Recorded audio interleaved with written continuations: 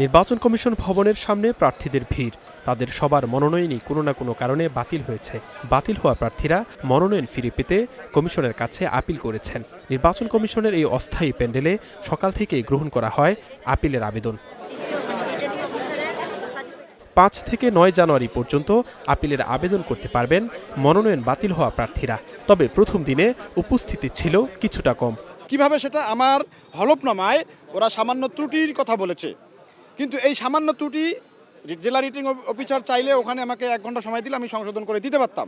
10 জনের মধ্যে ওনারা 7 জনের আমারটা পেয়েছেন, আর 3 জনেরটা ওনারা পেয়েছেন, কিন্তু ওনারা ওইখানে উপস্থিত হননি, যার কারণে তাদের স্বাক্ষরটা আনতে পারেনি। এই জন্য আমার মনোনয়নটা বাতিল করে দিয়েছেন। আমরা জমা দিয়েছি, ওনারা নিয়ে নিয়েছে। এখন আমরা কী জন্য বাতিল করেছি সেই সার্টিফিকেট উঠিয়েছি। এখন তারা একটা পদ্ধতি দিয়েছে যে এই পদ্ধতিতে আপনারা আপিল করতে হবে। যারা আপিল আবেদন করেছেন তাদের অনেকের অভিযোগ তুচ্ছ কারণে তাদের মনোনয়ন বাতিল করা হয়েছে। এদের অনেকে নির্বাচন নিয়ে শঙ্কা প্রকাশ করেন, আবার নিরাপত্তাহীনতায় ভোগার শঙ্কার কথা জানান কেউ কেউ। সরকার বলছে অংশগ্রহণমূলক নির্বাচন, কিন্তু ছোটোখাটো ভুল ত্রুটি ওনারা আমাদেরকে সুযোগ দিয়ে তাৎক্ষণিক ইচ্ছা করলে সংশোধন করতে পারত। এখন আমাদের এই হয়রানির মধ্যে রাখছে। মূলত আমি রিটার্ন দাখিল করছি, কিন্তু রিটার্নের একটা ফরম্যাট আছে, ওই ফরম্যাটটা পূরণ না করে ওই রিটার্নটা আমি এখানে দিয়ে দিয়েছিলাম। এছাড়া আমার কোনো ভুল নেই।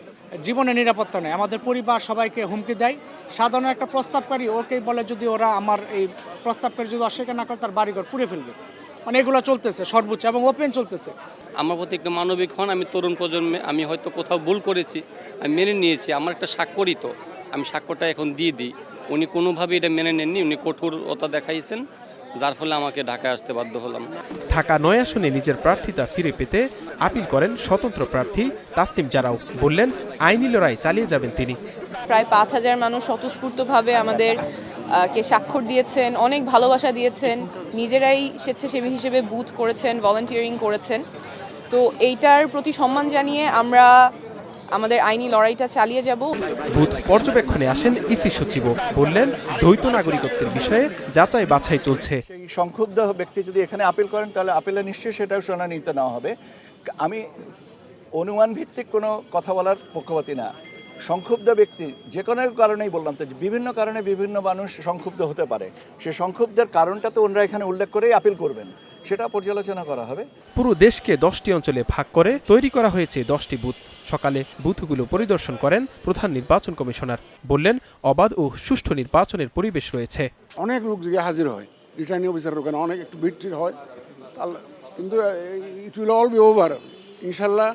আমরা এখনো কনভিন্সড যে আমরা একদম একটা ফেয়ার অ্যান্ড ক্রেডিবল ইলেকশন ইনশাল্লাহ দিতে পারবো। 10 থেকে 18 জানুয়ারি পর্যন্ত চলবে আপিলের শুনানি ও নিষ্পত্তি। 20 জানুয়ারি প্রার্থিতা প্রত্যাহার করতে পারবেন প্রার্থীরা। 21 জানুয়ারি হবে চূড়ান্ত প্রার্থী তালিকা প্রকাশ ও প্রতীক বরাদ্দ। Zisan Ahmed, Star News, Dhaka.